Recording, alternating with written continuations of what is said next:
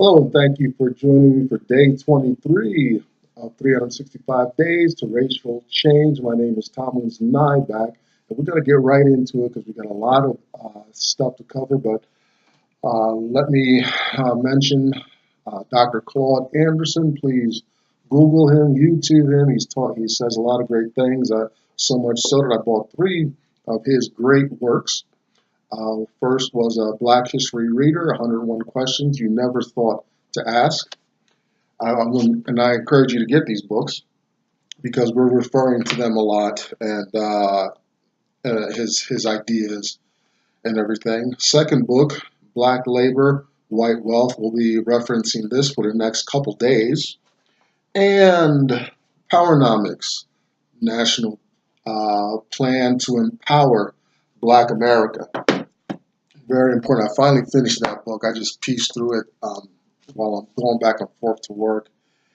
And I finally finished it.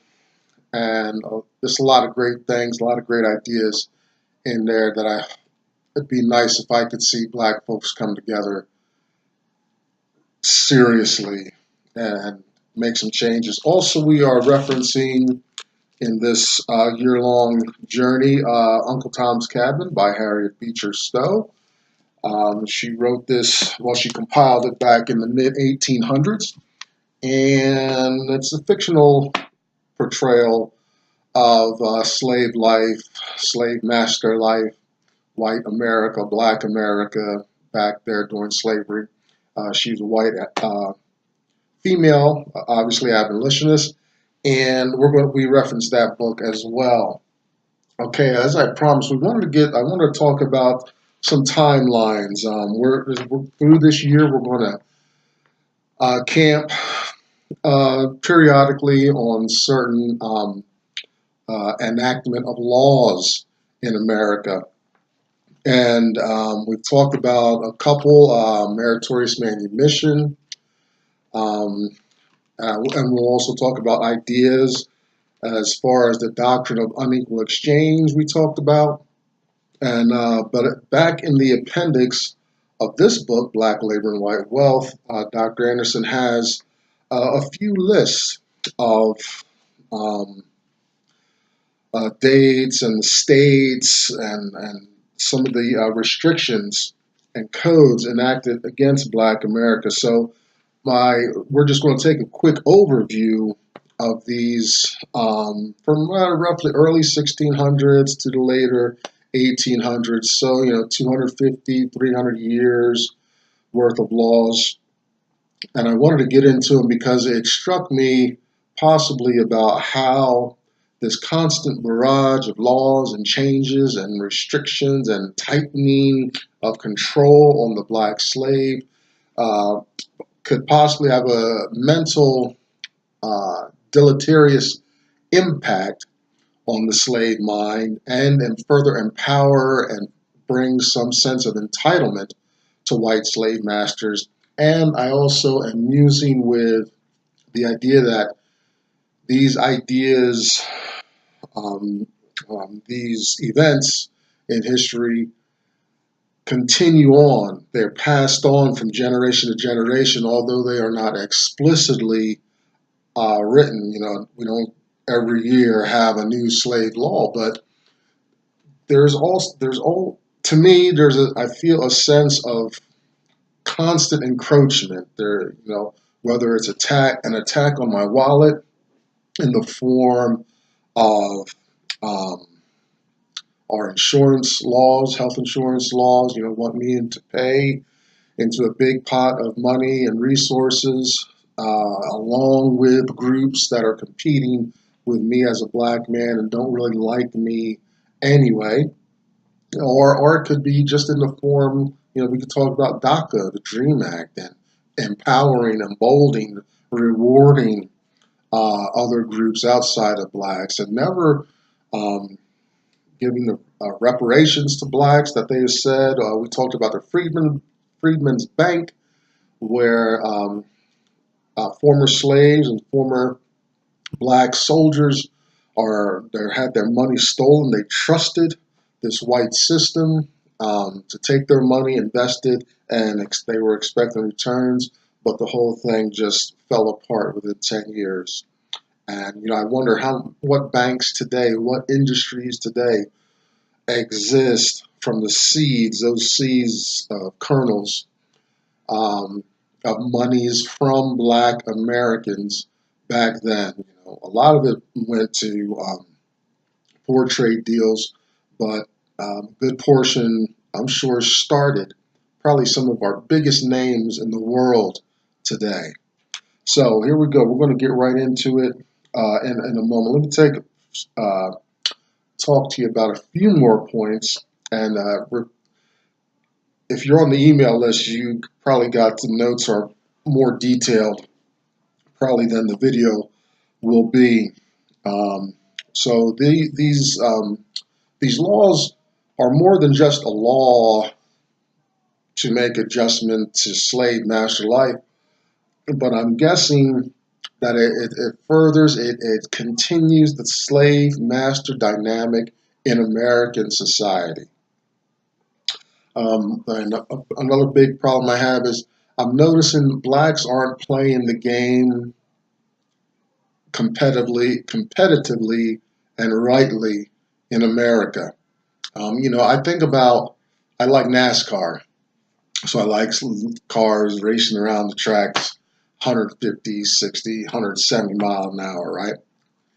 But what would it be like, you know, for the driver, he needs to come in for fuel and repairs, maintenance during the race, but the pit crew goes and runs down the line helping every other team except their main driver.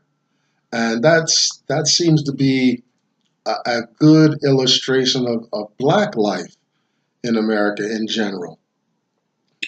Blacks as a group, we're so concerned, we help out and all this. Even our resources, our money goes to groups that are in competition for wealth and resources with us in this nation, and we're on the bottom rung, generally and essentially in America, but we're already kind of involuntarily and passively giving our wealth, our disposable income, to these groups, and also just, I don't know if it's a habitual thing from slave times where we just are still supporting these groups. We're not holding these groups accountable to share, to reciprocate. Asians don't reciprocate. They don't hire blacks. They don't spend in black industries or commerce, blacks go and spend their money with them. Walmart is a good example. I'm going to be proposing maybe not a full month initially, but maybe for a day. If it would be nice if all blacks just boycotted all Walmarts across the nation, just for a day. I'd like to see a month, and just to give them a nudge and a checkup about not reciprocating black money in commerce. Okay, that's just one thing I'm thinking. I'm thinking about getting a little more active around here. But blacks are not, as a group, participating rightly, and we need to hone in on some of that. Let's get to some of these laws. This is just, it's a page, one page out of the appendix that we'll go through, and I'm just going to read them off. There are two in today's section I do want to camp on, but most of these I'm just going to run through. Starting in 1619, and this is for the southern states. Although Dr. Anderson has a couple of these states in the northern and southern section, he divided it into two sections, north and south. So when I say north and south, I'm just going by the book. I understand that some of these states appear in both lists. Maryland is a good example, starting with there. Year 1619, Maryland's segregation policy. And Maryland seemed to be the crucible of some of this stuff. Maybe because that was the port where slaves came in, in there. Or that could be a good reason. I shouldn't say slaves came in. They weren't necessarily slaves yet, but where blacks maybe came in initially. And so it was probably natural that this area would see the first grouping of laws. Okay, 1619, Maryland's segregation policy. It recommended that blacks be socially excluded. It was a different people coming in, that didn't have the European mindset, of course. They had the African mindset mainly. So they start excluding them socially. And if you remember 1638, we talked about the edict that where blacks should not participate or receive the fruits of white society was another further encroachment of that. Now that crippled the blacks, and now they're socially excluded, and now they have no means of support. There's no way to sustain themselves in the land in 1638 Maryland. Moving on to 1642, the Virginia Fugitive Law authorized the branding of an R on in the face of runaway slaves. So it's brand you with an R somewhere, and that's permanent. Then moving on further, 1663, Maryland says, okay, now these Negroes, these blacks who have no sustenance, now let's just make them slaves. It was, I hate to say it like this, but it was almost a kind of welfare act because the blacks had no way to support themselves. They had no attachment in general to the land or into commerce. They had no, and this is kind of the same today. They had no system in which to sustain themselves. They were dependent exclusively on whites. So whites just, I said, oh, let's just make them slaves. Oh. That was kind of the attitude. 1686, Carolina trade law barred blacks from all trades. So now they're not, in Carolinas anyway, they had no skills. No skills. Are more encroaching, no skills. Now, although we'll see in Harriet Beecher Stowe's book, and we know that they were skilled slaves in slavery that did do the trades. They would go in place of their masters, and their masters would receive the wages of the slaves' work. It was probably, the initial idea of intellectual property in America. 1691, Virginia marriage law prescribed banishment for any white woman marrying a black, and we need to have a discussion about some myths about black males being exclusively rapists of white women, and black women being whorish and very promiscuous. I did a whole paper on that one semester back in my college days. Very revealing. Frederick Douglass, I quoted a bunch of his work, and up to date with Angela Davis and some of her writings I referenced in those myths, when statistically interracial rape, I hate to, I don't want to put it like that, but the idea of one race taking sexual advantage of other races is minor. It's whites do this to whites, blacks do this to blacks. Okay, well, we can talk all about that later. 1705, Virginia public office law prohibited blacks from holding or assuming any public office. 1710, Virginia enacted meritorious manumission, and we talked about that, rewarded slaves with freedom for informing on other slaves. 1712, South Carolina Fugitive Act criminalized runaway slaves to protect owners' investment, and I'm guessing like it was kind of an insurance uh, policy. You know, if the slave ran away, the slave holder still, retained a sense of his assets. As I'm guessing, I need to do some further investigation into that. In 1715, North Carolina's are anti-interracial marriage. South Carolina did the same thing 2 years later in 1717, which forbade and criminalized black and white marriages. They didn't want this union. However, we know that the slave masters were just having a smorgasbord of sexuality with their female um, black slaves. So the community didn't want that to be a marriage issue, but it was okay to be laying down and promiscuous for the white man to be like that. And also, this came in my writing as well on this subject. You know, the white men are being super promiscuous and all that, generating all these mulatto and quadroon children all over the place.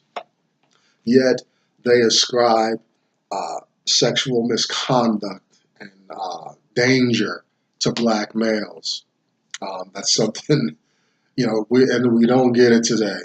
I tell you, I get the strangest looks from certain women of other races all the time when I'm just going to work.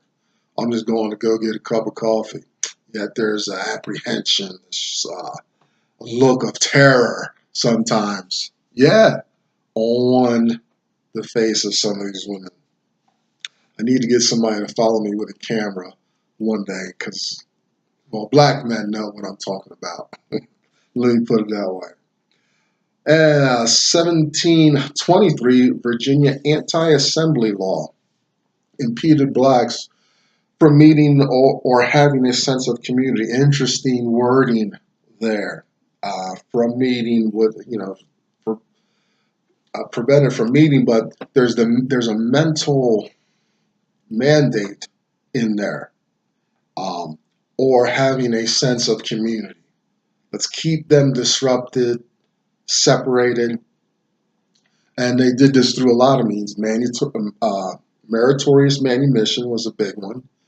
Um, selling slaves all over the place, up and down the river, Mississippi River, and stuff like that. Oh, breaking up families, right?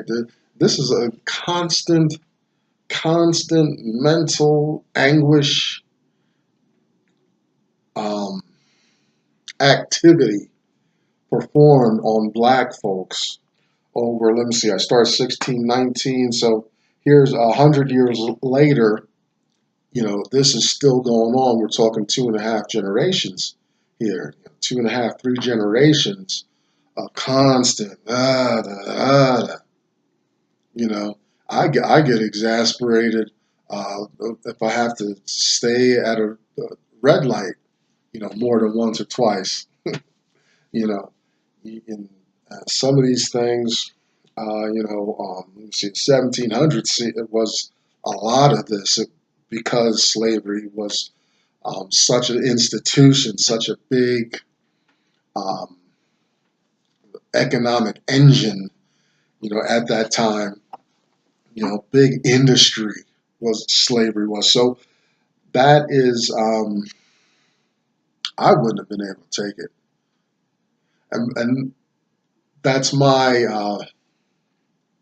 21st century privilege attitude, right? I can look back and say, man, I would not have, meet with some whip,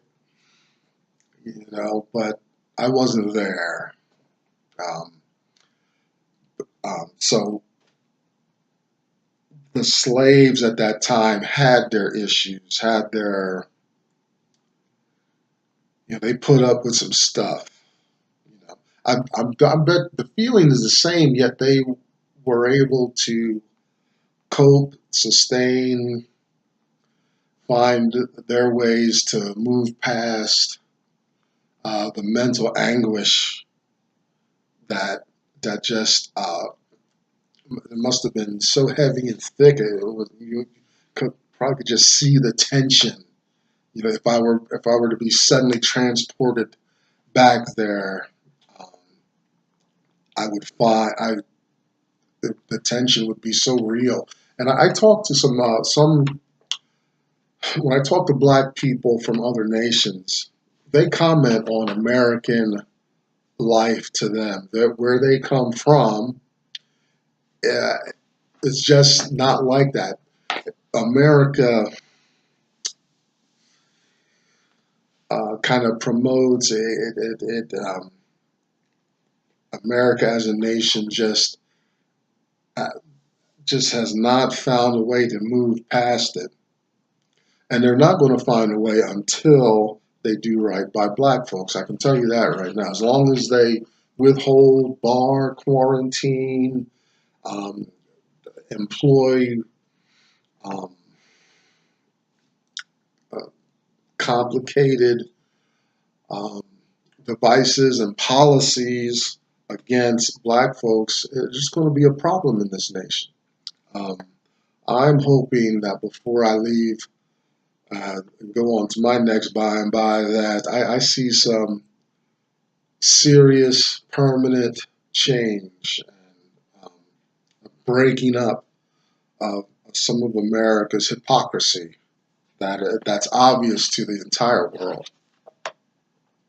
Um, So that 1723 Virginia anti-assembly, we want to impede blacks from having a sense of community, and that's let's bring that up to the 21st century. Massive incarceration, um, drugs being allowed into our neighborhoods and communities, us having neighborhoods versus communities. We'll have a big talk and discussion about that. No sense of community. In business, we see these businesses come in, liquor stores, bodegas into black neighborhoods, yet there's no um, black representation in employment. Um, we're barred from participating. We're not suppliers of those um, small franchises in our neighborhoods. They buy it from their own outside the neighborhood. They come into the neighborhood, put their brick and mortar establishment, and suck out wealth and resources and take it to their own people. So we don't have, blacks in general have no sense of community. Also, the same year, Virginia's weapons law, and that's probably pretty obvious. Blacks couldn't have weapons. And Dr. Anderson, especially in a Black History Reader, talks about how the unarmed black was also prey for the Native American at that time, because everybody knew that um, the native that the um, slave was unarmed, helpless, vulnerable. So even being a runaway was challenging. To run away back then, you really had to really run away. You had no best. You could have maybe a stick or something or a rock, but you're dodging bullets, bows, and arrows. So um, this weapons law just a reinforcement of disarming blacks. And you look at Western cowboys and stuff like that. I don't. I used to like that stuff. I don't. I've got mixed feelings now because number one, blacks were forbidden and restricted from owning land out to the west. We couldn't participate in the gold rush and that wealth and resources. Uh, um, but also, we see the whites. They've had their gunfights, OK Corral, and all that good stuff. Um, I don't, I'm not advocating violence, but the whites had their heyday of violence, and now they're in law enforcement and they restrict blacks from, the opportunities to have their learning experience and growth, you know. Also, let's go 1740, South Carolina Consolidated Slave Act forbade slaves from raising and owning animals. So there's our livestock. We're again cut off from sustaining ourselves. No cows to have milk, things like that. And another problem is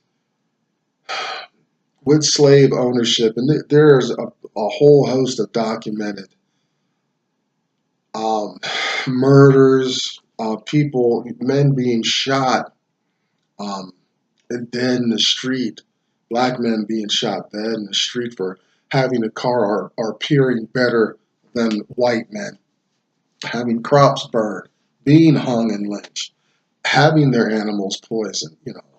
Um, I mean, can you imagine you go all year, you have your season, planting and stuff, and you're anticipating harvest.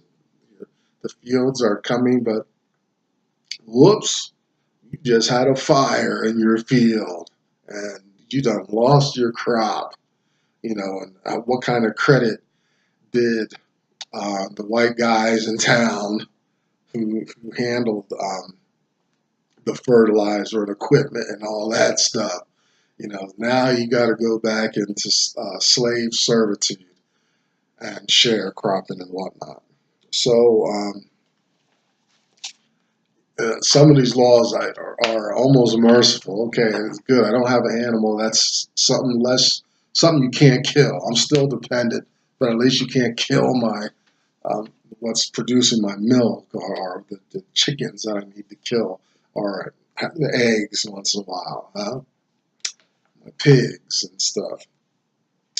And then finally, on this page, 1775 Virginia runaway law allowed sale or execution of slaves attempting to flee. Interesting, in my mind, I'm not a good history guy, and you're going to find out why when I tell you this next statement.